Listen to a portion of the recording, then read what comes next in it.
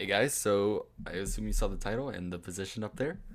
Um, yeah, we'll get into that. We'll get into that in a second, but we're gonna start this game off the right way. Normally on this channel, I do analysis of games. I hope you guys enjoy. So the game always starts like this. I play d4, d5. We're gonna get through the opening real quick. I play a London, and my opponent plays it wrong by blocking their c pawn. This is not what you're supposed to do. E3, bishop f5, and I of course go c4, which is just the whole idea. If he blocks the c pawn, a lot of the time you're supposed to play c4. That's just kind of a given in these types of positions. And if this move comes as knight b4 idea, this knight b4, of course, I get queen a4. He'll have to go back, and I'm completely fine. So yeah, he doesn't do that. He goes with knight f6, knight c3, putting pressure on the pawn, e6, really solidifying it, knight f3. All pretty straightforward, all pretty simple moves. Again, if knight b4 here, threatening the fork, we either have queen a4, which would just be good, or rook c1, which would defend the c2 square, so it's really nothing to worry about. Opponent plays bishop b4 instead, and I simply play rook c1, which is the best move, of course. Defending the knight, if he takes, I would like to recapture the rook and keep my file open so that I can pressure the c7 pawn in the future.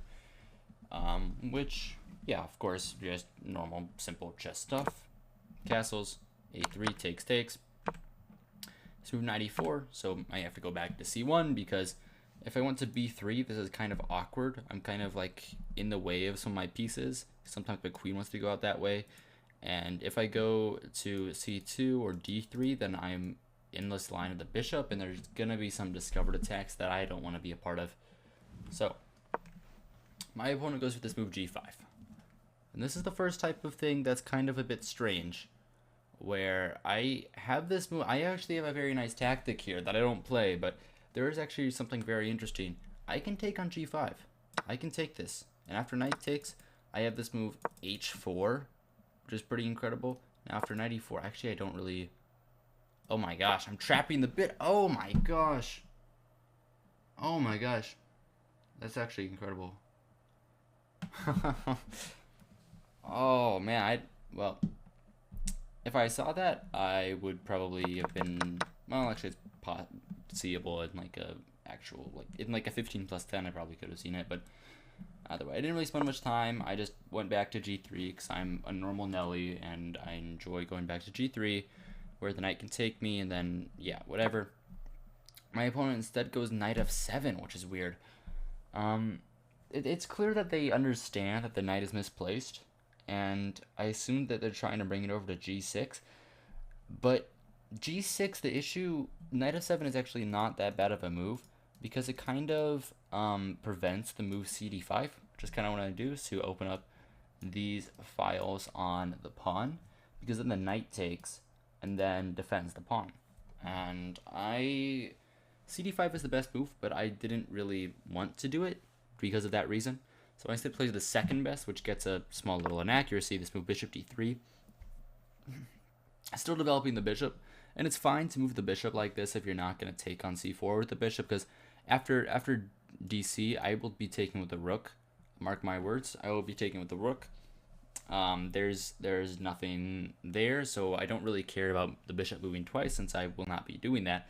And my opponent's, this is kind of my opponent's last chance. He has to move the c pawn. He has to go either c6 or c5 and like really like hope that I don't have like a crushing advantage. But instead, my opponent doesn't do that, and he goes with this move knight g6, which doesn't work, of course, because I will be winning the pawn.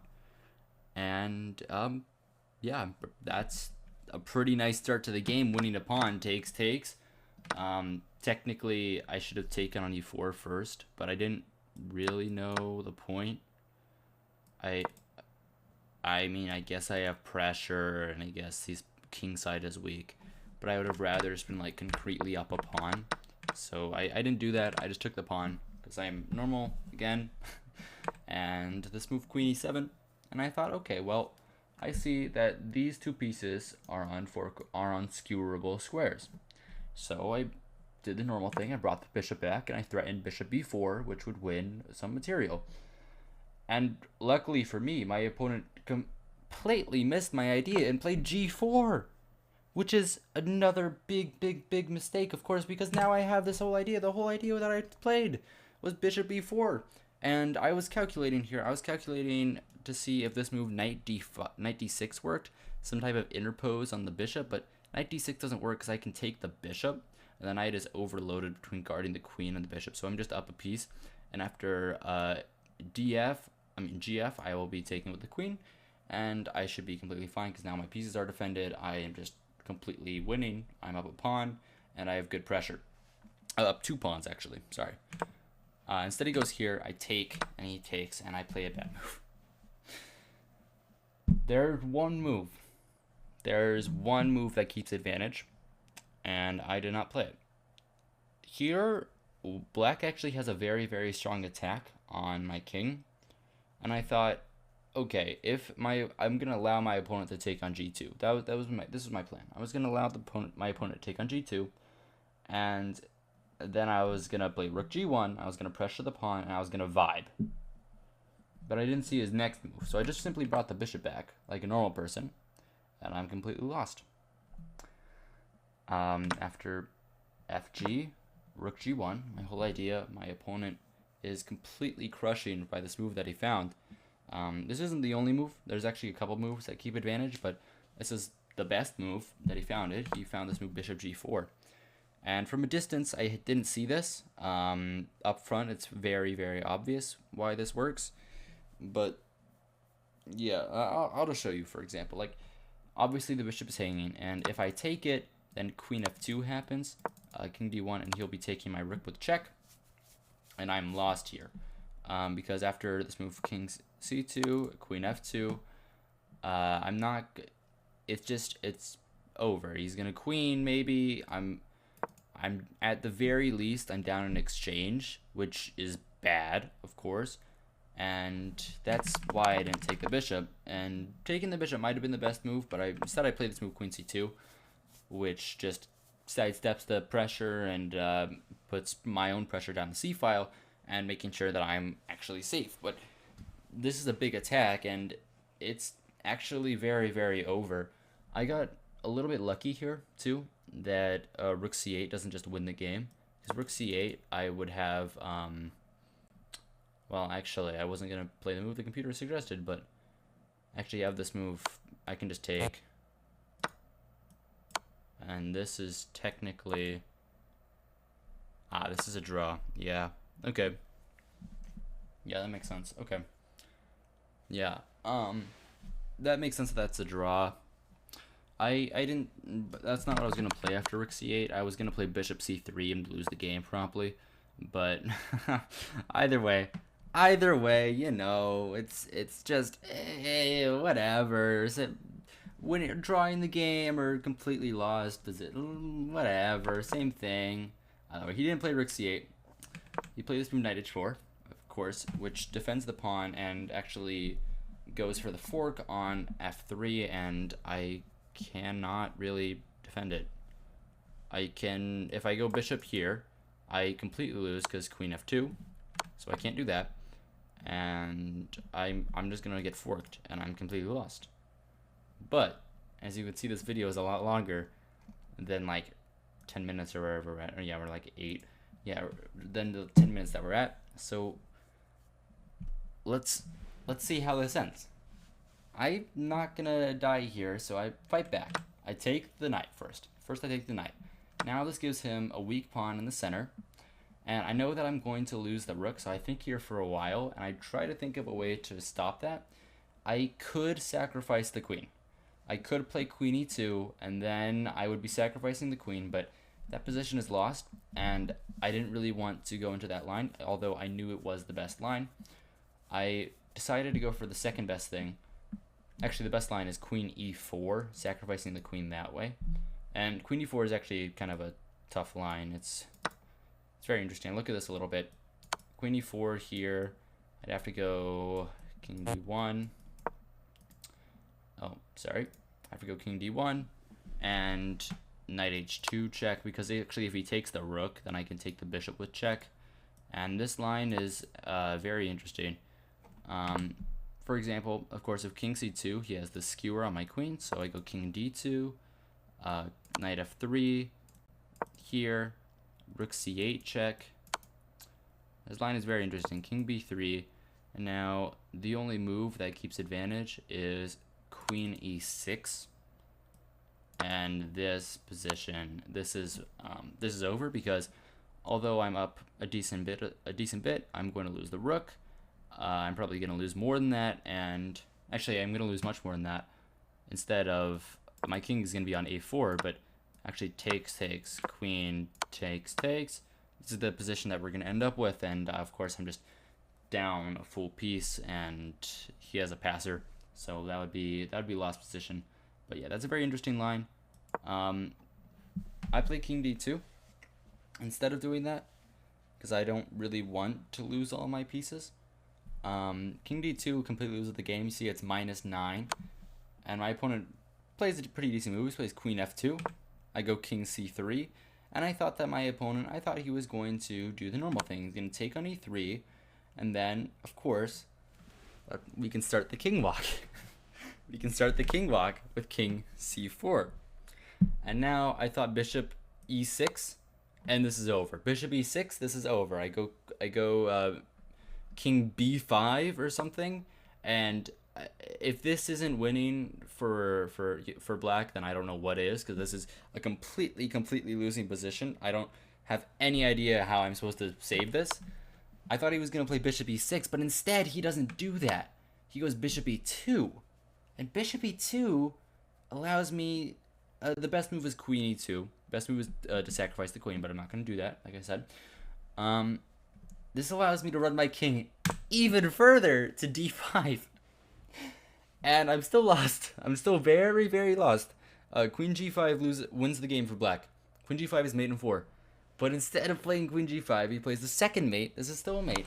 He goes rook d8 check with mate in 6.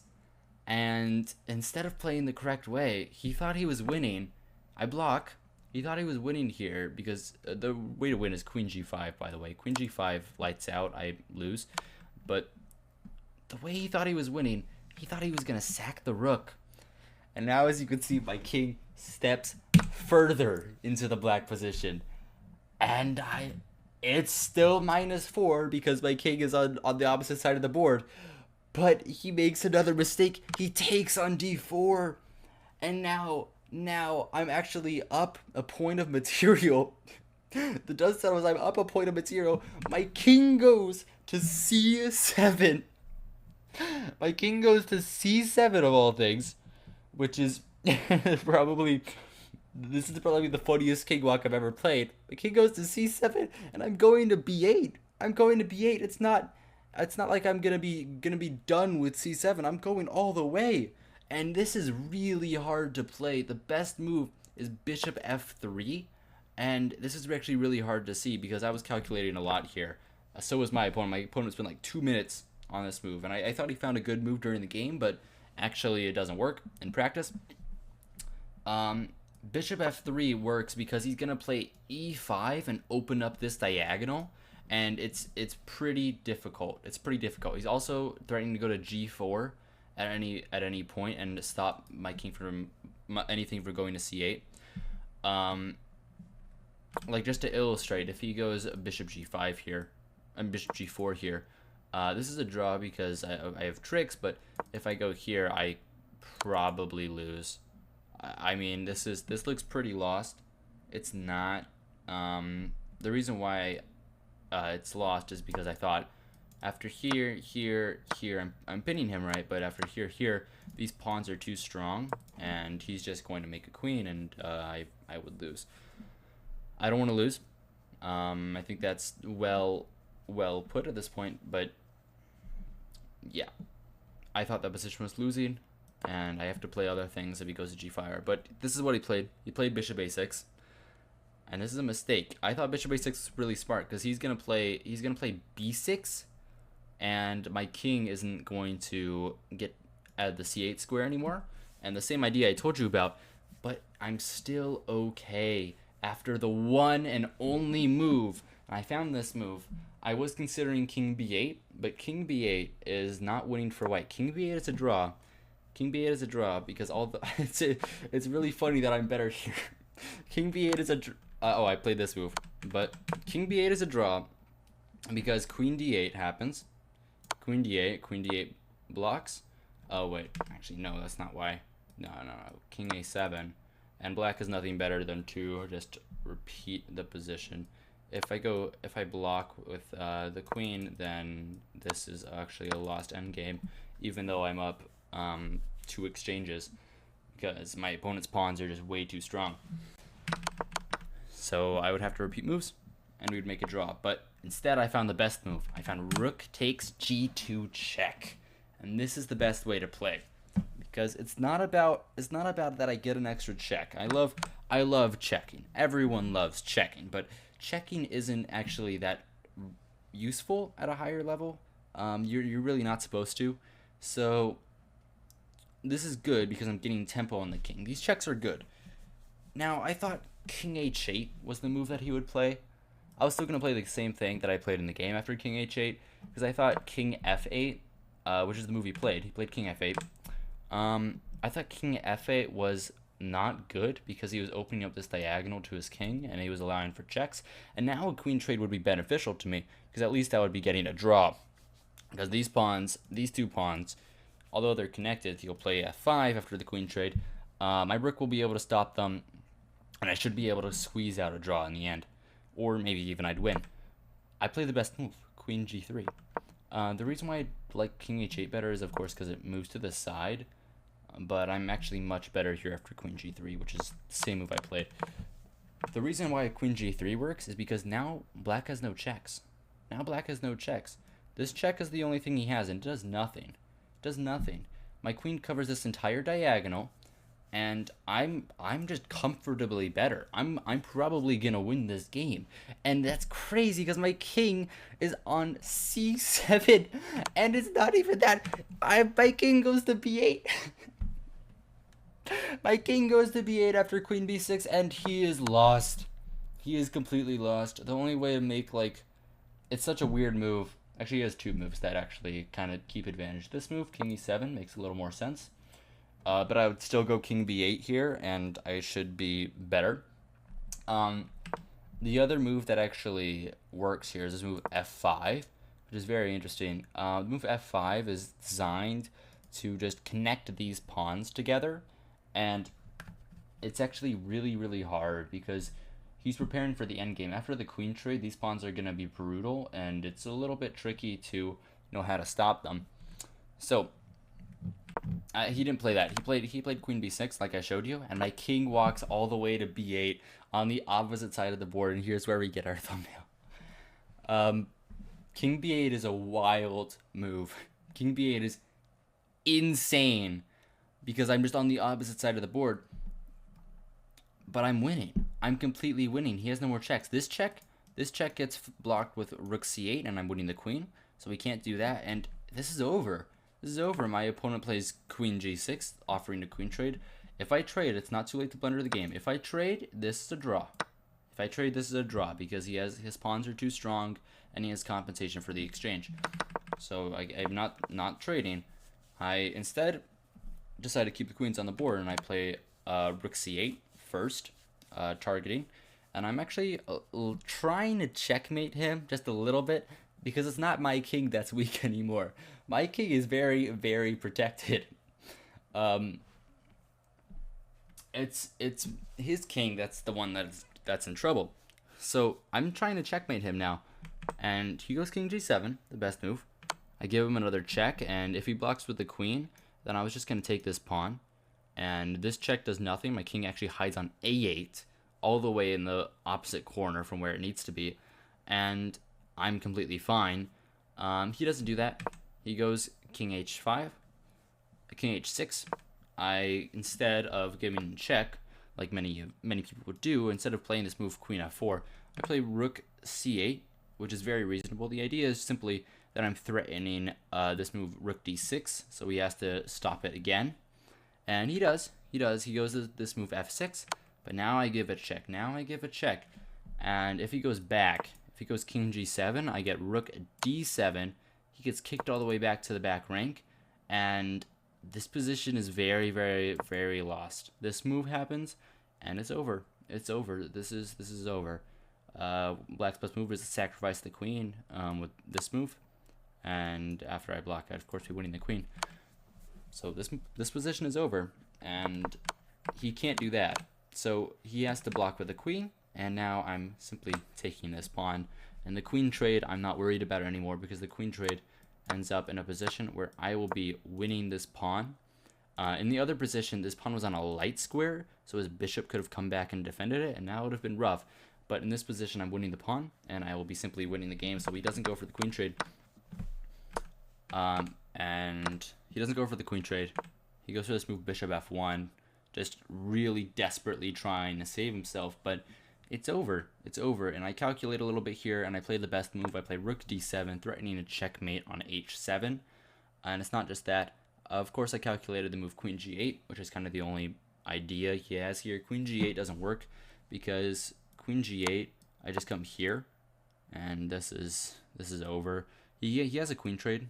He has a queen trade here, but this, I mean, there's nothing.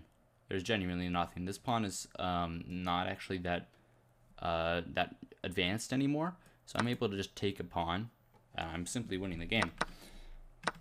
So he doesn't go for that, and so that's just a random check. It doesn't do anything, and my opponent goes bishop g2, attacking my queen.